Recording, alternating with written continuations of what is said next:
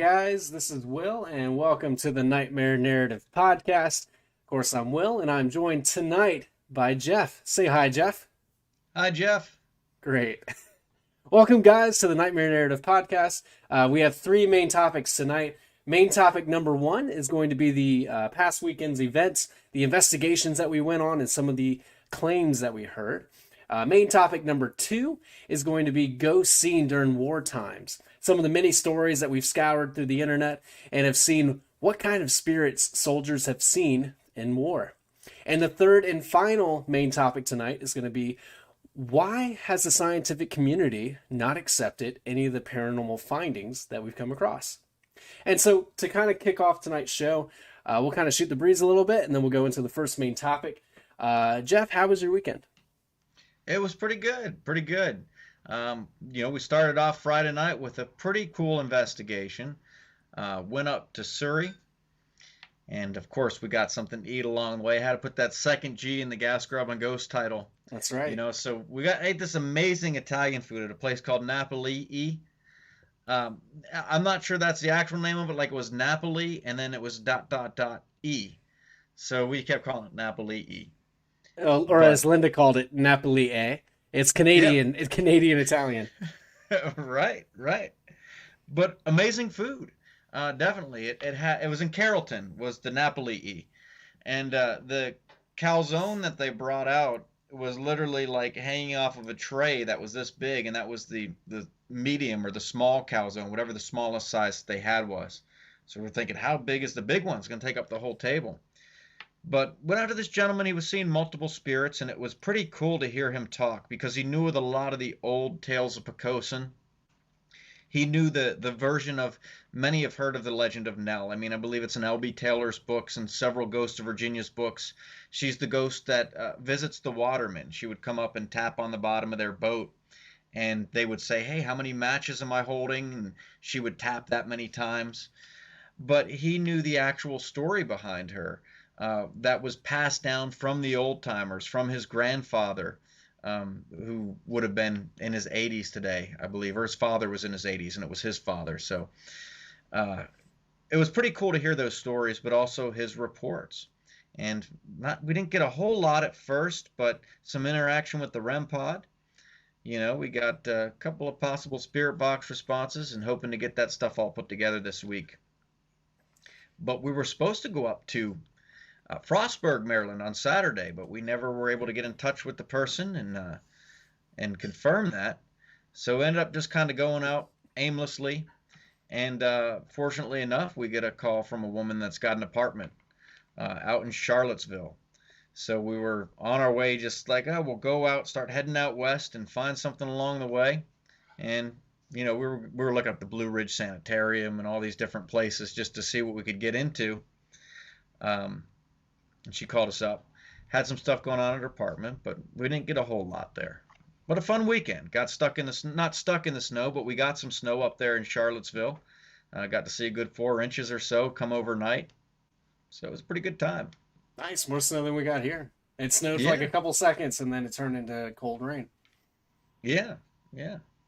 Man, well, before we completely talk about the investigations this weekend, I did get a tattoo today, Jeff. Oh, nice. I got it. Yeah, I stand up and kind of show it. Yeah. So it's the Wendigo. It's Oh, him man. right here standing over this little boy who's at a campfire. So That is that's awesome. right underneath the Slender Man one. So it's the two creatures in the woods kind of thing.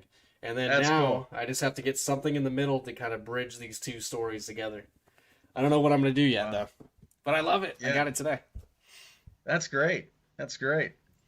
Yeah, so for the first investigation that we did, it was the second time I've ever heard this before. The first time was when we were at the Octagon Mansion out in Wytheville. I heard a conversation in another room. Did you hear that at any point, Jeff? On Friday night, yes. Yeah. Yes. Now when I heard it, it sounded like somebody was outside, like a girl's voice outside. But no one else heard it. And I don't usually hear things that no one else hears because I'm the same one that's, usually there for these investigations. But for some reason, was losing my mind. Yeah, Linda. It was Emily. Emily and I first heard it. We were sitting in the living room. The client was telling us a couple stories about Pocosin, and it sounded like someone else was in the kitchen. I was thinking maybe their son was home or something, and he was moving around in the kitchen. But we asked them, "Is there anyone here with you?" And they said no. And so we kind of brushed it off and continued on with the investigation. Later on, Linda and I are reviewing the voice recordings. Jeff's sitting there at the table, and the client is again telling us some stories. And in the back rooms, we hear what sounds like a full on conversation between two people just talking. And unfortunately, I wasn't able to pick that up on the voice recorder because they would talk whenever we weren't doing an investigation. It seemed to be there were people in the house that were not among the living or on our plane of existence. It seemed for a moment we were hearing some otherworldly conversation going on. It was sort of like someone having a TV on in the other room. That's the best way I could describe it. I couldn't hear exactly what they were saying, but I could tell that there were two people in the other room talking while we were reviewing the evidence. Yeah, that's something. And it was coming from the back room where we got the activity with the REM pod. That's right. Now, Yeah. as we were going through the investigation, and this part will be on Gas Grub and Ghosts, I assume, this Friday. This one room that had the activity of the crowns being thrown up in the air and some other things going on, we noticed that there was possibly a reason why the activity was in that room. Can you kind of talk a little bit about the electrical box that was on the other side of the wall and maybe our reasoning of why there was activity in that room? Yeah, when you go in through a house and it's happens a lot where you're in a room and you get a huge spike, and it can usually mean that the electrical box is on the outs is on an adjoining wall, or the actual what's it called where the power comes in to the house, the meter is outside of the wall, one of the two. So this wall joined to another room, and we go around, and sure enough, the electrical box is there, the fuse box, and this seems to be a good location for spirits to manifest. A lot of times now, there's two things with this. We've had cases where people have had this spirit box or this power box near their bed, and they're seeing these strange things and hearing these strange things while they're sleeping. But then again, you consider these give off a large amount of EMFs. And if this person is sleeping near this box, it could be the EMFs that's messing with them. Right. On the other end of that, there's a widely accepted theory that spirits can feed off of electromagnetic fields. So that would make this corner of the room a primary place for these spirits to manifest. The REM pod going off there, though, we gotta explain now. The REM pod, it's not like an EMF detector. This gives off its own EM field. So it doesn't matter what kind of power lines are around or fuse boxes or anything else, they won't activate the REM pod. But Correct. that's the one place where it kept going off. Yeah. Now, we seem to be getting responses irregularly. We thought that maybe it was the spirit of a woman that was trying to communicate with us. But what we'll do with the REM pod is we'll ask follow up questions, sort of verifying questions. We'll ask, male, female. It went off when we asked female. And then we waited a little bit, asked if it was female again. Didn't go off. But it did go off at the very end, right as we were getting ready to ask another question. We generally wait about 15 seconds in between questions. And the fact that it took so long to get a response, we couldn't correlate the two that we were actually talking to a female spirit. Instead, it seemed to just go off randomly. Right. Right. Yeah, absolutely. And a lot of times that seems to be with the if there is a child spirit, Hmm. one of the theories is that the child spirit, won't really interact with us, but will interact with the device and just kind of be sidetracked there playing with that.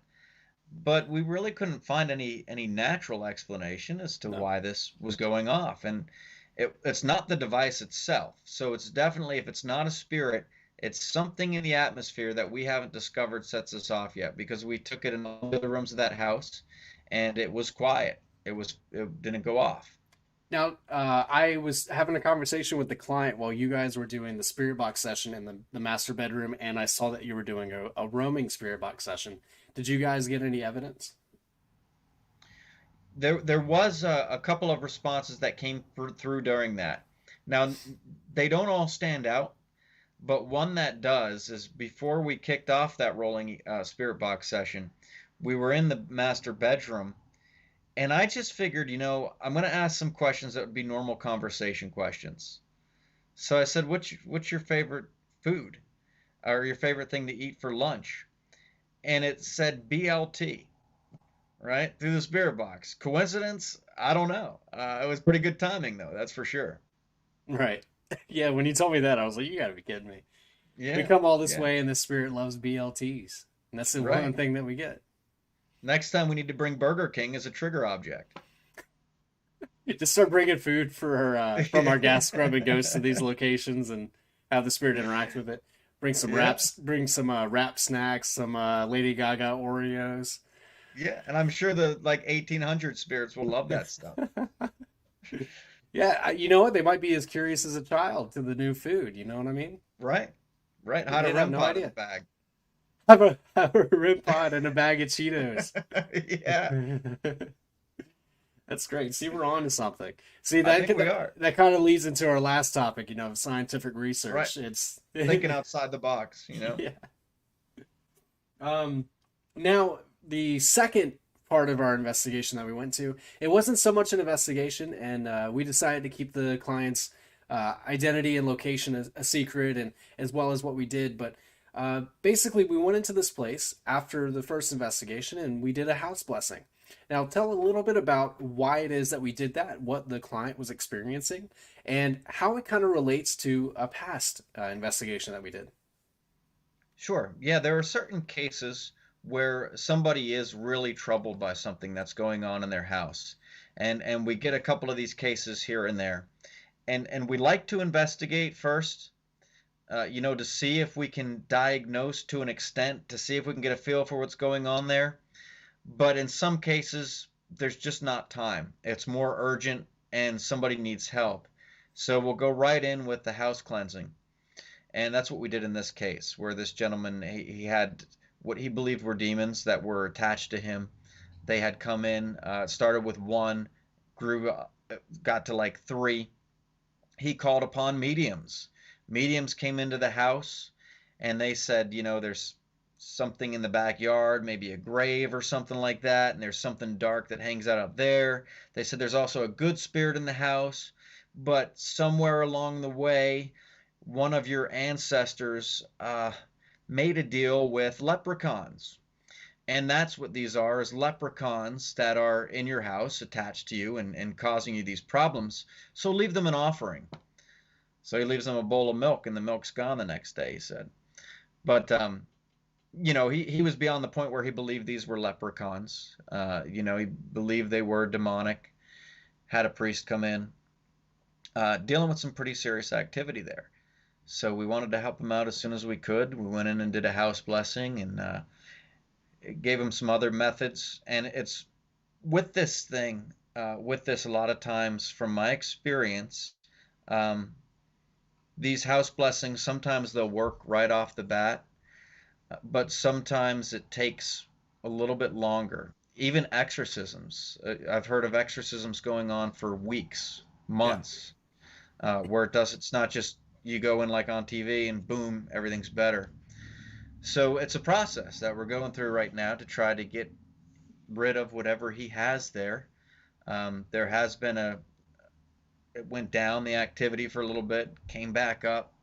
So that was the reason that we went down there to Norfolk, all the way to Norfolk. And it was what was interesting about it is this was a very short distance from the previous place that we'd been to, where he had some similar activity going on, not with the little leprechauns, but he did have what he believed was a demon. That was the case we actually posted not too long ago.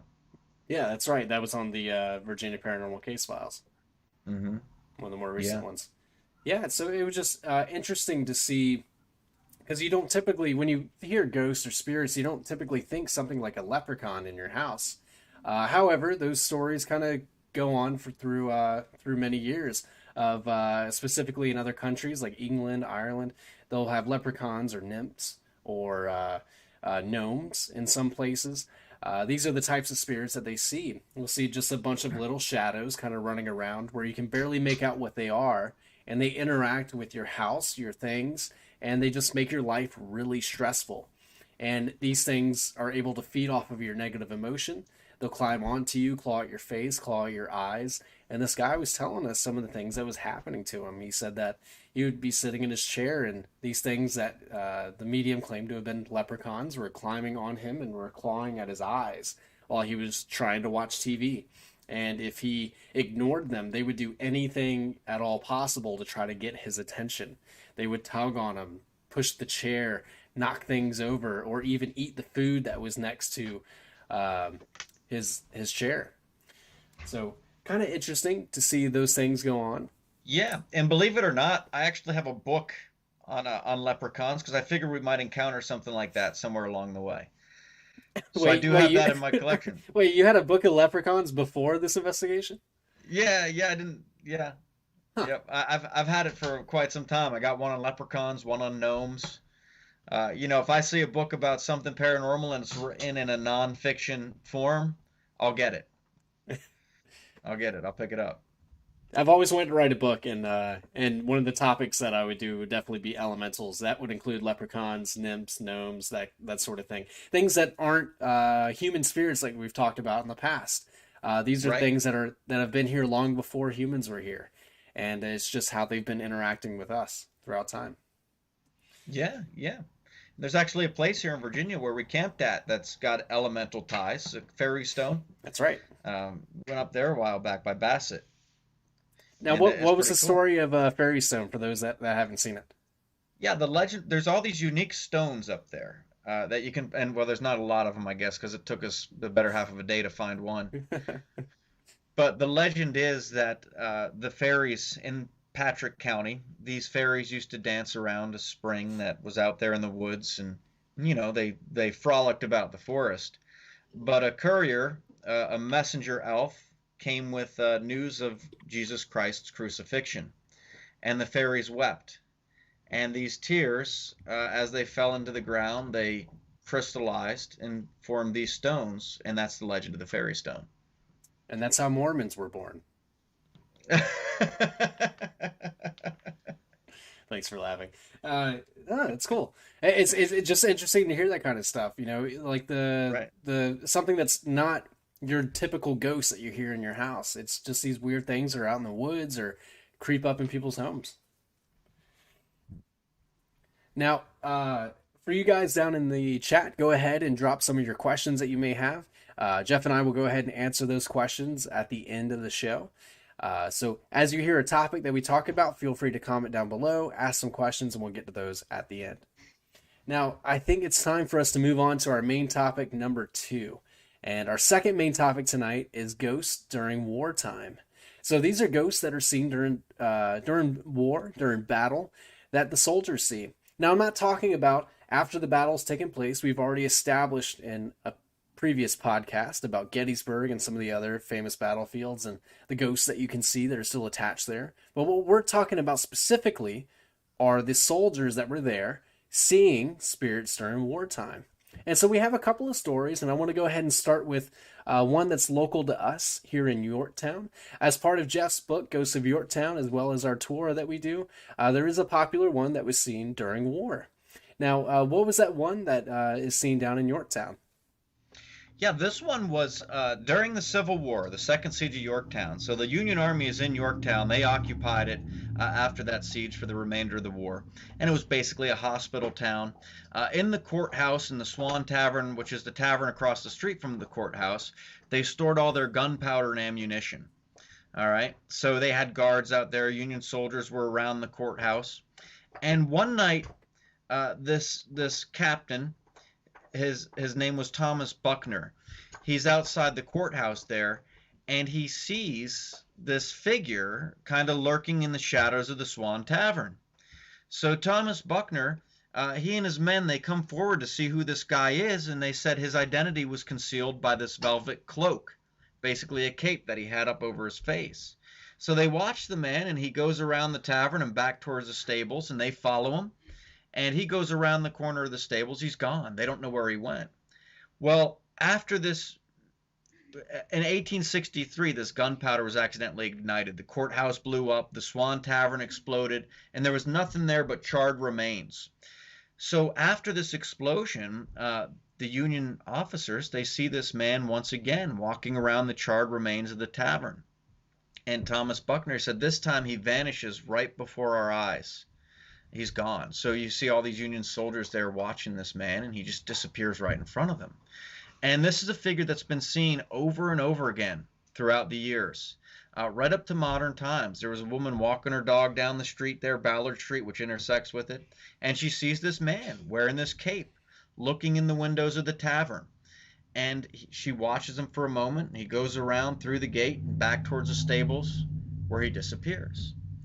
Well, in 1933, when the National Park Service was doing their archaeological excavations and they uncovered the foundation of the tavern and the outbuildings that exploded during the Civil War, they find a shallow, hastily dug grave right there in the corner of the stables with skeletal remains in that grave. So they believe that that is the man that haunts that area that was seen by the Union soldiers and was seen by several people after that. Yeah, it's pretty interesting, and that spirit has been seen throughout time, not only in 1863, but before then, and then leading up into the 80s and so on. Um, Now, there are other battles that have taken place, and soldiers have seen some ghosts. And I'll go ahead and save the creepiest one for last. But one of the ones that I heard was, of course, at the Battle of the Alamo back in the 1830s. So after the battle, after the people in Texas were killed, one of the Mexican generals sent his men to go burn the bodies at the Alamo to kind of rid the area of any disease that might come from these bodies. So this is a day after the Battle of the Alamo. He sends these men out, and when they come back the next night, they say that they aborted the mission. They did not do it. And the general asked why. When the men got to the Alamo, they said that they saw 6 Diablos outside of the fort guarding it. To them, they thought that there was 6 devils standing outside guarding the Alamo from the bodies that were inside. It's kind of interesting. Oh, wow. I'd never That's heard that one awesome. before. Now, there was another interesting one. Speaking of Yorktown, when McClellan was called in to take control of the Union Army, the Army of the Potomac, he's up in Washington. And he's sitting at his table, he's going over these maps, and next thing he knows, there's like this loud boom, almost like thunder. And he sees this wispy apparition next to them. And now this time, this was early in 1862. It was just before that second siege of Yorktown. So the Union they're struggling at this point in the war. And he's not sure what he's going to do, how he's going to win this battle. So this spirit is there in the room with him.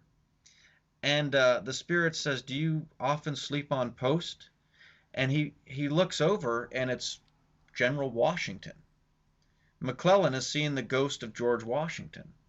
And George Washington tells him, he said, "Look, if it were not for the grace of God holding them back from victory, the Confederate flag would be flying over this Capitol building by sunrise tomorrow." McClellan heard this loud, and then after that, Washington says, this republic is going to live on for many, many years to come. Well, McClellan hears this loud boom, and next thing you know, he's lifting his head up. He had fallen asleep with the map on his desk. And he looks, and on this map is a plan to attack the Confederate Army that he didn't write. And he believed that this plan was given to him by George Washington. Wow. Isn't that crazy? Yeah, so what, 90 years later, after the revolution, General George Washington is there giving him orders. Yeah. No, they were debating this because this came out in a newspaper back in the 1800s, and they were debating this, like, is this a factual story? But McClellan, he didn't dispute any of it. He didn't dispute one part of that story. And he's not one to make up ghost stories or anything like that. He was a great tactician during the war. Right. Fairly logical guy, scientific guy. But one thing I did find out, which I was saddened by, you may have heard of it.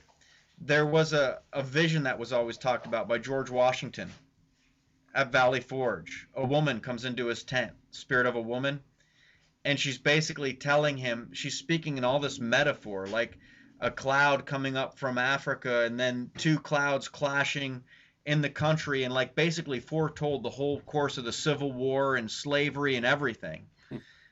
Well, I believe this, but when I was doing a little bit of research, I found out that this was actually fiction. It was actually a fiction thing written by a guy named Charles Wesley in 1861. So the Washington vision apparently never happened, and I was kind of let down by that. Man, so you just told me this thing that I never heard before. It sounded really Mhm. interesting, and now I realize that you just lied to me, Jeff. Yeah, yeah. Well, the truth comes out in the end. The truth comes out in the end. I had to have the build up. Man, Can't have the letdown without the build up. man, that would have made for a great story. Yeah. Now, a couple other really good stories. I don't have anything else from the Civil War, World War II, or anything like that. Do you have anything earlier before we get into Afghanistan and the war in Iraq? No, no, I don't believe so. Yeah, Not off the top of my head. there's quite a few stories from 2003 all the way up through today of what some of our U.S. soldiers have seen over in the Middle East. Um, for one, definitely start with the one that we heard from one of our clients when he was overseas. Oh yeah, Yeah. yeah. He was over in Iraq, and they he was in the Marines. They lost quite a few on their missions over there, and they would come back to their barracks, and they would see the guy in their barracks sleeping in his rack, and the one guy would freak out like, hey, he's sleeping in his rack, and his commanding officer, whatever he was like, no, you're seeing things, go back to sleep. But then I guess he ended up seeing them too. uh, but the guy thought he was going nuts, until other people started seeing this. And it started happening all the time, where these people that died out on the missions were seen later that night sleeping in their racks, or back in or the or barracks. standing in the corner of a barracks and them fully aware that this person died on the battlefield and seeing them standing in the corner, full apparition and all, multiple people witnessing this, and just scaring them so bad a lot of them needed to go seek help. Right, right. Yeah, I can only imagine like the PTSD that you would get from not only having to go through losing your best friend or losing one of your closest friends there, but then seeing their ghost again coming to visit you in the barracks. I can't imagine. Yeah, I mean, it's traumatic enough as it is, but I imagine for some people, it may even give them some sort of a peace of mind, depending on how they look at it. I mean, if some people kind of see that as a symbol, as like, hey, my spirit, I'm all right. I'm not still out there. My spirit is not trapped out Right. there on the battlefield in that moment.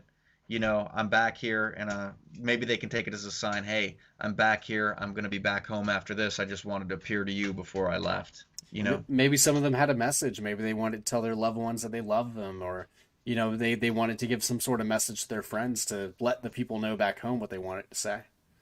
Right, Because a lot of them right, absolutely. not knowing that that was the last time they were going to leave that barracks. A lot of them didn't prepare for that.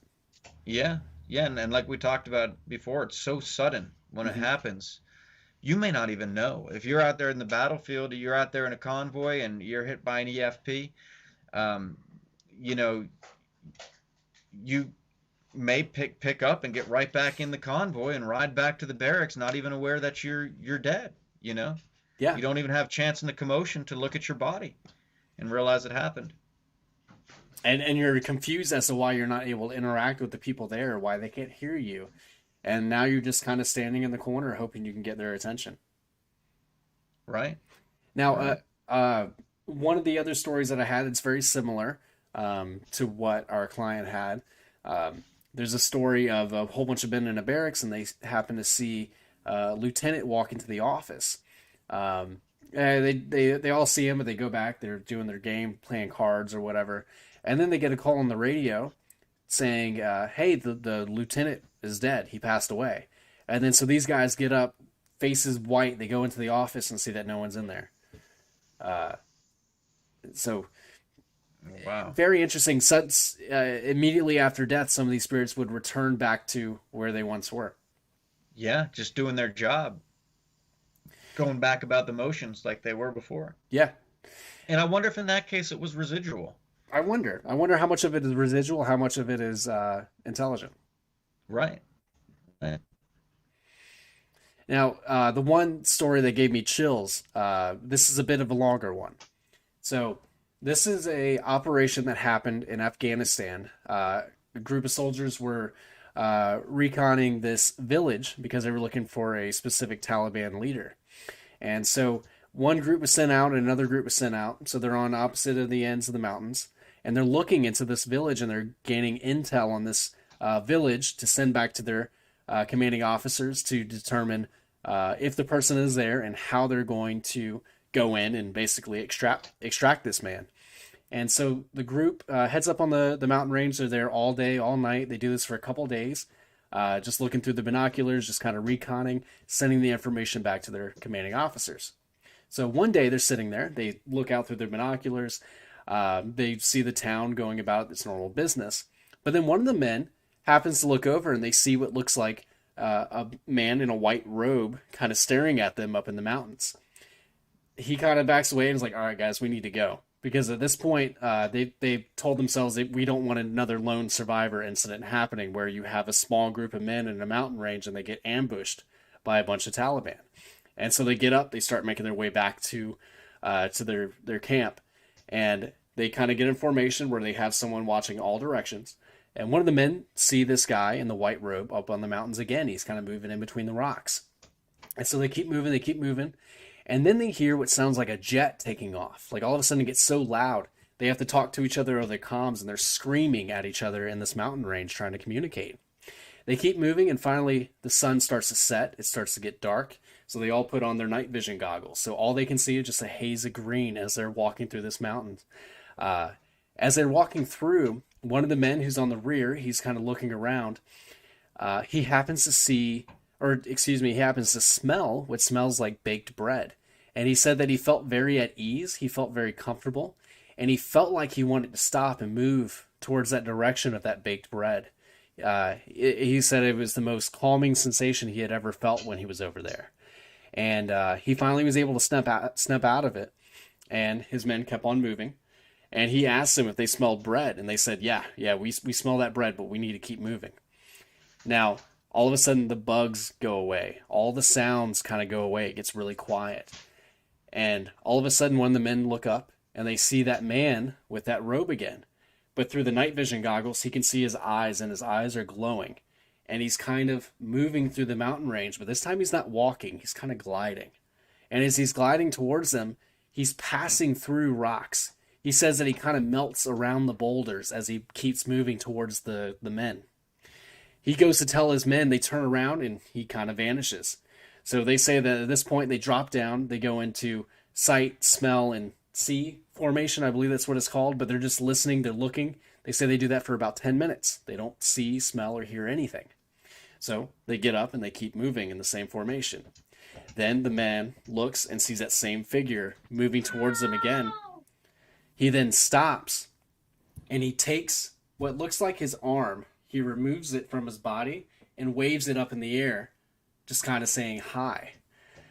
And he got chills. He told his men, we need to go now. So they start booking it to their barracks and they finally make it back. They tell their high-ranking officers what they had reconned during the day, kind of told them that incident. And at that point, they said, okay, we need to go in, we need to move. So the next day, these men go into this town to go get this Taliban leader. But when they arrive, they find bodies everywhere. Bodies mutilated, as if something came up to them, ate them, and tore them apart. They said that there should have been more men there from what they recorded, but they couldn't find the other bodies. They don't know what happened to them. So whatever this thing was that they saw in the mountains, they believe that it had already done to those townspeople and was coming to them next. And maybe it lured them with the smell of bread or whatever and kind of went into the town and killed all of them. But this has kind of been recorded as a supposed successful mission. These men went in and eradicated the enemy in the town. But what those men know is that they were not the ones that eradicated the enemy. That instead something else went into the town and mutilated every single man, woman, and child in this village. Wow. That's amazing. Now they don't have any idea of what this thing was, No though, huh? idea. They said it was almost like an animal. Like limbs were everywhere. It was like they exploded, but there was no gunshots, there was no grenades, no explosions, no fires, nothing. It was like these men were just torn Jeez. apart. Wow, that's something. Yeah, that's definitely, ghosts are one thing, but whatever that thing was, I mean, that's deep, you Yeah. know? And there was a couple other stories of men being at their airfield, and on the outside of the walls, they would look through their goggles, and they could see what looked like civilians in their white robes out there, but their backs would be facing them. They wouldn't be looking at them directly, and they would just see these figures just kind of move up along the mountainside, and then they would fade away. A lot of the times, the men would go out to be like, "What are you doing?" And as they approach, they would come running back because the civilian that they saw would just fade away in front of them. They would have strange clothing. They would move in erratic ways. There was another one where it would be nighttime and they could see these men with their own eyes, but then when they would put on the infrared goggles to see any heat signatures, there was no heat signatures on these civilians that would be outside of these walls. Wow. And the story for most of these would be that the civilians would have their backs and not actually be looking at them. I wonder why. I don't know. Hmm. But a lot of strange That's really things, interesting. a lot of strange things going on in Yemen, Afghanistan, and Iraq. A lot of strange things out there. Yeah. Um, and I'm not surprised with all, like I said, with all that. I can't explain the beast, but I mean, there's some corners of the world that just aren't heavily explored. Right. So I believe there's some things out there that we haven't found yet. Even you think of like just Bigfoot, for example. These are things that people talk about as being paranormal, which they are at this point.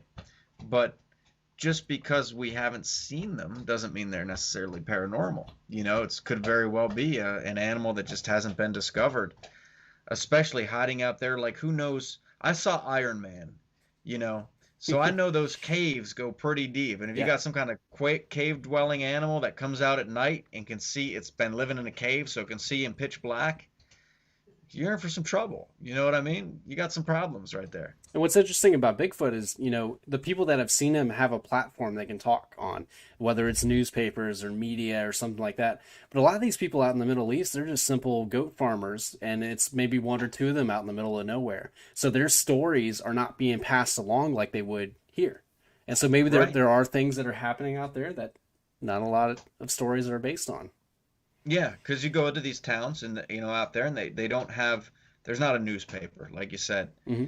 They're just a lot of farmers and they just tell their stories by word of mouth and they spread through the village and you know I'd be really interested in seeing what kind of things that those local people have seen out in the Middle East. yeah. I don't know if that's been done. If someone's gone out there and compiled those folklore legends. Now that one in Afghanistan, how long ago did you say that was? That was back in 2005, 2006. Okay. Yeah, see, it's interesting because come to think of it, they do have internet out there. They do have internet. Yeah. So, you think, so, but there's so many things just even here where we have newspaper, we have television, a lot of towns have their own news station. There are so many ghost stories and haunted places that you will only find out about by talking to the locals. Right. You know what I mean? So if you take a group of people, a civilization, a town that's even farther removed from the media, these stories are going to be even harder to come by. It's going to be something that you got to get from talking to the right person. And it reminded me there was a whole bunch of stories in Vietnam during the Vietnam War, where some of the men would go through these villages and they would hear stories from these tribal people that would talk about these strange things that they would find in the thick jungles. And most of the stories that I saw were after the Vietnam War, where the media was able to get in, interview these people, and some of the stories from the soldiers came back. Didn't hear anything necessarily of the soldiers being out there and seeing or hearing anything. I'm sure there was, but I wasn't able to see it in my research. Um, But definitely some really interesting things going on in Vietnam too. Yeah, and a lot of those they were in the jungle. So it's not like the battlefields that we have where people are touring them, Right. So you got places in the jungle where people died in battle, and these are in remote places. Yeah, you can only imagine some of the animals and the creatures that could be hiding out there, and that could have been kicked up by, all those men being out there fighting, and the sounds that they would have pushed these animals out, and some of these things that they had never seen before. Right, right. And the ghosts that, like I said, the ghosts that would be on that field, people aren't seeing them. They're not going out there. Yeah. Did you have any other war stories that you came across? No, nothing particular. No. Okay.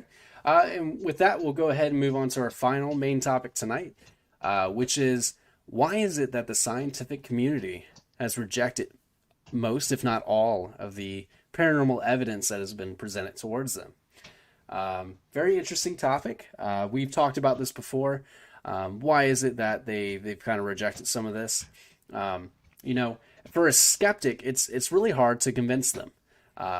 For me, I've seen a lot of so-called paranormal evidence online, and even me as a believer, I'm very hard to believe in some of the things that you see, especially online nowadays. A lot of things can be faked, and for a scientist, they always believe that the human senses are some of the worst things that you could use as an instrument. Uh, People seeing things, hearing things, and personal testimonies do not stand up with science. They do in the court of law, but not with science.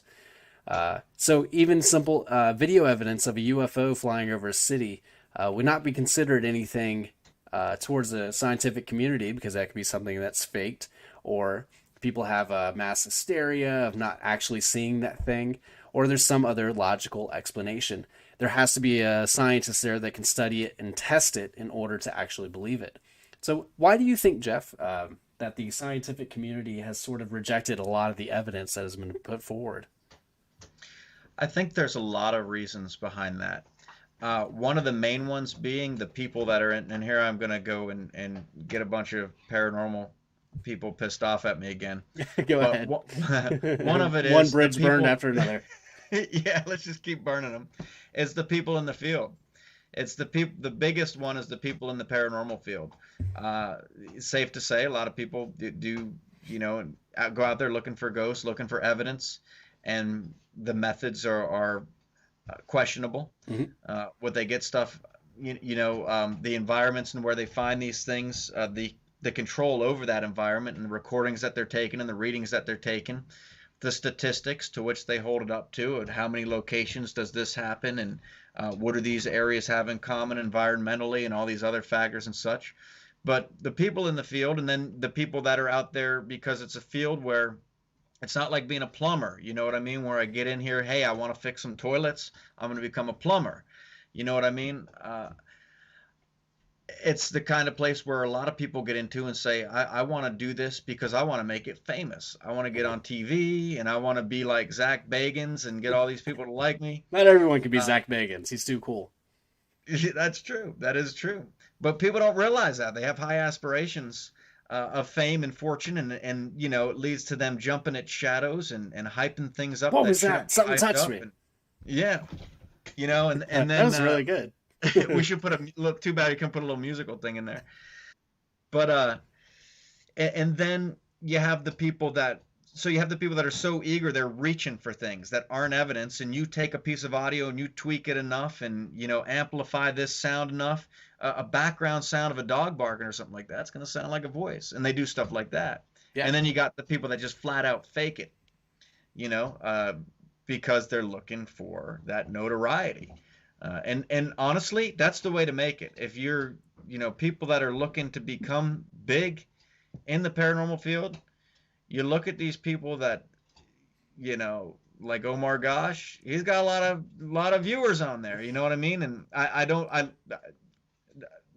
don't stop watching because I said I don't like Omar Gosh. I like the guy. I'm sure I would like him. I never talked to him, but I watched his video of Crawford Road because it's in our area, and you know it's a lot of that stuff where there's the jumping and the the music and the what was that, camera jerking around and stuff like that. People like that. They like to be scared. So it makes way for those kinds of paranormal investigators. So the people in the field, I think, is a big factor. What would you say about that? Well, in regards to Omar Gosh, uh, I'm actually going to do a reaction video to the Crawford Road. I haven't seen the video yet. I have not seen it to its fullest extent. But I've heard stories about how inaccurate the investigation was. So, as an investigator that's investigated Crawford Road for more than 10 years now and has, known the history of that place, to see someone that has those techniques where they constantly jump, oh, something touched me, or, making it a theatrical experience instead of actually going out there to find evidence of the paranormal, that really pisses me off. And so I can't wait to watch that video, and I'll put it up here for my reaction. I'll burn a whole bunch of bridges, I assume, with that community, but that's Oh yeah, something I want to do. you're done after that one. But I mean, I watched. I won't say which group because I would like to work with them at some point. But I saw they did a video where, in the middle of it, they go walking through a door, and then it pops up on the screen. Possible spirit voice, and you listen to it. It's the door creaking as it opens, and they're like, it's a female voice. It's like, come on, man. Right. Like, you'll get the people that believe that every single speck of dust on a doorway or something that looks like a face on paint thinks it's a ghost. Sure, you'll get them. You'll get those clicks for that. But you lose credibility if you put that out there and say, look, here's the evidence. And all it takes is something like that, something that is easily debunkable, for a skeptic to go, okay, I will never watch this again because you throw out BS evidence to us and say that this is proof of the paranormal. And when you say that, hey, this place is haunted, or, here is my paranormal experience with it, you better back that up. An extraordinary claim requires extraordinary evidence. And to have something that is not extraordinary, to be able to back that up, it's just ridiculous. And it really ticks me off to see these people that are making it big on YouTube and this, and the stuff that they're putting out there is, I'm trying not to cuss, Yeah. but it just makes me mad. It really does, because it puts a bad name to the paranormal community, and I'm sick of it. And so I'm gonna do that. I'm gonna do that reaction video to Omar Gosh, and just see what happens. I'll see how he does it. Because I've never seen any of his videos before, so I'm not going to make any predetermined notions about him or how he investigates. But from what I've heard, he does Crawford Road a disgrace. So I'll be interested to see what happens. Yeah, yeah. And well, I guess I shouldn't go on to any more of his videos, but also with the scientific No, community. keep saying Omar Gosh, because then the YouTube algorithm picks that up and it's like, oh, That's fans right. of Omar Gosh would love Nightmare Narrative or Virginia Paranormal. Let's send his 2 million subscribers over to our channels. Yeah, let's do it. Let's do it. We went to Crybaby Bridge in Smyrna, Delaware. All right. Jeez. And I'm from Delaware. I've heard the legends of Crybaby Bridge, and we knew where it was. Omar Gosh went to Crybaby Bridge in Delaware, and it wasn't the same bridge. So everyone started coming on our channel like, you guys went to the wrong bridge. You don't even know where you're going. Blah, Wow. blah, blah. Like, okay. Wow. No, Omar Gosh went to the wrong bridge, and we started getting flack for it because we went to the right bridge. You know what I mean? So it's stuff like that. But yeah. So the scientific community, I think, though, another thing is you consider the types of evidence, right? What would you have to say this is solid evidence of a spirit? And as being paranormal investigators, even with your level of credibility, we could be doing an EVP session where it's just you and me sitting in a room, and we pick up a girl's voice screaming, "Help me," and be like, "Look, this house was in the middle of the woods, right? There's a camera on in every room of that house, so you can see there's no one else there. There's no one outside of the house because we have cameras out there monitoring the woods, just to go all out here, right?" And you hear this woman screaming like she's right there in the room with us, louder than us. What do you have? You got a woman screaming. Like, the scientific community isn't going to say, oh yeah, that's definitely a ghost. They're going to say, no, you got a voice. But where did that voice come from? Ghost is the least likely. Until we can prove where that voice came from, you don't have a ghost, you just got a voice. You know what I mean? And then you get the case where, okay, well, we pick up this shadow figure going by the camera right there, you know. They're going to look at it and say, you got a shadow. Prove that it's a ghost. And it's going to be so hard unless they came up with a method that they believed was tried and true to prove that there are ghosts. And this is a method that they would never come up with, because they would have to have a ghost to be able to determine how to detect this ghost. Well, You know, when so you do the scientific method, you and I, Jeff, we would go to a location, we would conduct the experiment. You and I would go into a house. There would be no noise interference around us, no radio waves, no electricity, no nothing. There's absolutely no way that outside interference would affect our electronics. Correct. So you and I are in there, we're doing our investigation. We happen to get responses, intelligent responses, where we have done follow-up questions, confirming questions to find out what kind of spirit it is. It's interacting in an intelligent way. We have the REM pod going off. We have the spirit box answering intelligent questions. We have the voice recorder getting a voice. Say, for instance, just you and I, the voice recorder getting a voice of a female when clearly neither one of us are female and there was no other female with us. So that would be us. In order to continue that experiment, you would have to have other scientists confirm that it would have to be experimentable. So you would have to have another group go out, do the exact same investigation that you did, and get the exact same results. There has to be corresponding results between different investigators getting the same result in order for the scientific community to accept that and to then start to believe that as evidence. You would have to get very similar, if not the exact same results. But what happens is we'll go to these places, like, say, for instance, all right, let's burn some more bridges, Cabin on 360.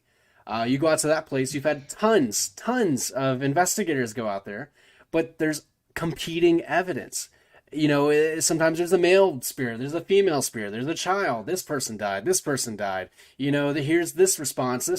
And if you compile all the stories together, it does not add up. And right. because of that, you don't have different investigators getting the exact same experimental results as the original experimenters. So therefore, your scientific method has a fault. It's immediately thrown out by the scientific community. Right. And the thing is with that, for one, the ghost is the variable, Yeah. right? It's the variable. It's not going to be in the same place all the time. It may even be a passing spirit that's only there for a moment. You never know. Different theories, of course. But also, talking about the scientific community, they would still, I mean, I could still see them taking this. If you got that same voice every time, they'd still look at it and say, why would we say this is a ghost? You know what I mean? Just because there's no one with you. I know to us it seems logical. Like, well, obviously a ghost is talking to us. You know what I mean? But uh, if they're not accepting that ghosts exist, they're not going to accept that this voice is coming from a ghost. You know, even if they can't explain where else it came from, like, there's a lot of things that science can't explain, but they'll just say, oh, we can't explain that. They're not going to say it's a ghost. They would have to have a physical ghost in a laboratory that they could look at, talk to, interact with, to be able to say ghosts do exist. Kind of like any other paranormal, like Bigfoot. Mm-hmm. You know what I mean? They'd have to have a living, breathing Bigfoot Yeah. brought to a lab. I think a deceased Bigfoot would do well as well. Having the body of a Bigfoot where it can be tested, they can check the DNA, see that it's a different species that is not recorded in their books. And if they find that, then they're able to approve it. It's similar instance with the giant squid. The giant squid was thought to have been a myth until we were able to find both dead specimens as well as living specimens. Now we have come to the conclusion that there are giant squids in the world, and there's possibly bigger ones than we've ever seen. So the story of the Kraken or an octopus basically destroying a whole ship is possible now. And so we just haven't found like dragons or Bigfoot or some of these other cryptids that we've heard about, chupacabra. We haven't found those yet, but when we do, if you find the dead body or the living body and you're able to make it captive, then the scientific community would be accepting of it. But you can't capture a ghost. It's not Ghostbusters. You can't just suck it in a vacuum and then take it to a lab and experiment on it. Right. Ghosts don't get confined into a space. There's no spell. There's nothing that binds it into a small little thing. It's not 13 ghosts where you put them all in a glass house and you get to go in and look at them. Ghosts aren't animals in a petting zoo. They're living, not living, but they're people that are wandering around this plane of existence that come in and out at their own will. It seems You like. could find the dead body of a ghost, but that's not going to prove anything except for you got a dead guy. Yeah. You know what I mean? Which you can go, never mind. You can find those in a lot of places. That's all I'm saying. Right. But one thing science could do if they ever wanted to pursue it, and what our best thing to do is, because I've given up on trying to, I'm not trying to prove anything. At this point, we're just taking the calls of people and going out and seeing if we can help them determine what's going on. So we might switch it up with what we use different times and stuff. But to make it scientific, having the only variable be the ghost. If you got two variables, you got a lot. So this means going back to the same location, the same circumstances, the same everything. You know what I mean? The same atmosphere time and time again, asking the same questions, using the same instruments, and doing that over and over again is really the only way. Because as long as you got that variable of the ghosts, you got too many other variables. You know? Yeah. Now, as the April Fool's joke, we should definitely do like our own "Oh my gosh" video. Yeah. Yeah, that would be a good time. Yeah. We'll do it out at Crawford Road. We'll go up on the bridge and everything, which is illegal. He Yeah. did that though. Like the one time the cops don't come. You know what I mean? Like Crawford Road is the kind of place where you pull up to and get out of the car, and next thing you know, a cop is coming saying, "Hey, you can't be here," even though it's a road. It's really a road. There's no reason. I mean, I think they're doing it for your safety, I'm sure. Yeah. But the actual top of the bridge is Battlefield Tour Road. That's federal land up there. That's the National Park Service. Felony. This dude's up there Felony walking trespassing. around. Millions of people liking the video, and he's up there on federal land trespassing. So. But we go out there, just the three of us, and fine. Soon as we pull over on the side of the road, we're chased. No stopping on the highway. Yeah. Yeah, that's what we get. Oh my gosh, though. No, nothing. Well, guys, before we get too heated, that'll be the end of our final topic for the night. We'll go ahead and move on to your viewer submitted questions. Beginning with Unknown, I know that you've asked this question before. I finally researched it. Unknown asked, did you get time to look at the Berari case? He asked this probably 4 podcasts ago, and I'm so sorry. I never responded to it. I looked it up a while back. I completely forgot to tell you that I looked it up. But the Berari case, it was this thing that happened in India. It's where basically this family, Jim Jones and what was that one group, Y2K? I can't remember what they were called. But they basically, this whole family, I think it was like 7 or 8 people, committed suicide, all within this one house, from the grandparents down to the little children. They all hung themselves. They stood on top of furniture and hung themselves from the ceiling, from the rafters, because they believed that the end of the world was coming and that they needed to commit suicide to free their souls to escape before the world ended. But it was a really creepy thing that was all over the news down in India, of this family committing suicide in the suicide pact. Jeez.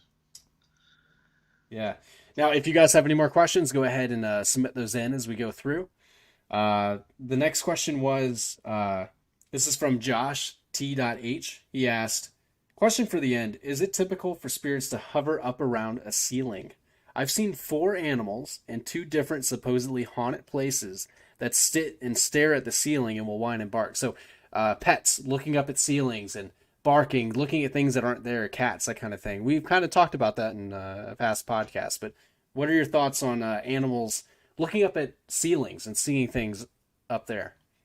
It's common, absolutely. With most reports we get, it's usually a dog that's seeing something that the people can't see, and he looks up at the corner of a room, and he follows something like it's going across the ceiling. Now, I had a dog that did that too, actually, myself, in an apartment I used to live in. He would look up like he was looking up towards the ceiling, and then he'd get up and he'd run over around behind the couch and sniff around like something was there and then gone, and he couldn't figure out where it went. I wonder a couple things about that, okay? I wonder if in some cases there's a rational explanation. For example, one house we were in, that corner was the outside, well, the corner where the dog would always look at was the outside wall, and above the room was the attic.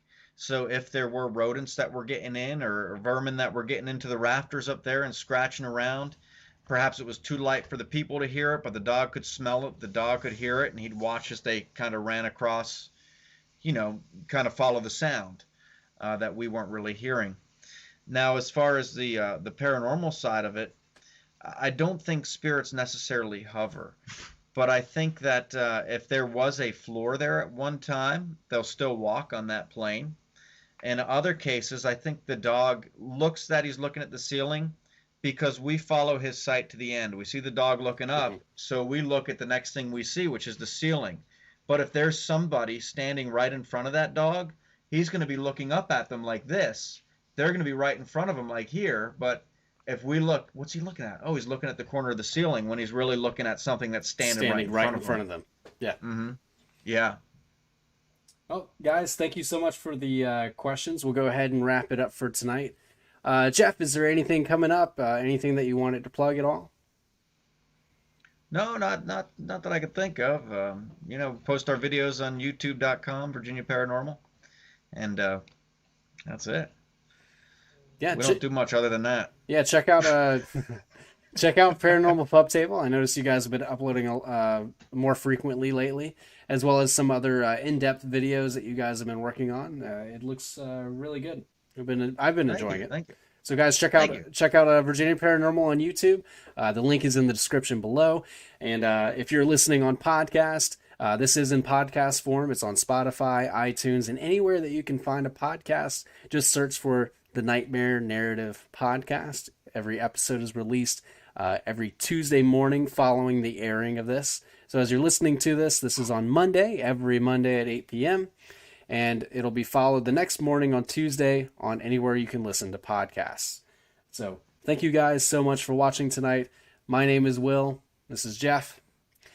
And remember, sleep well.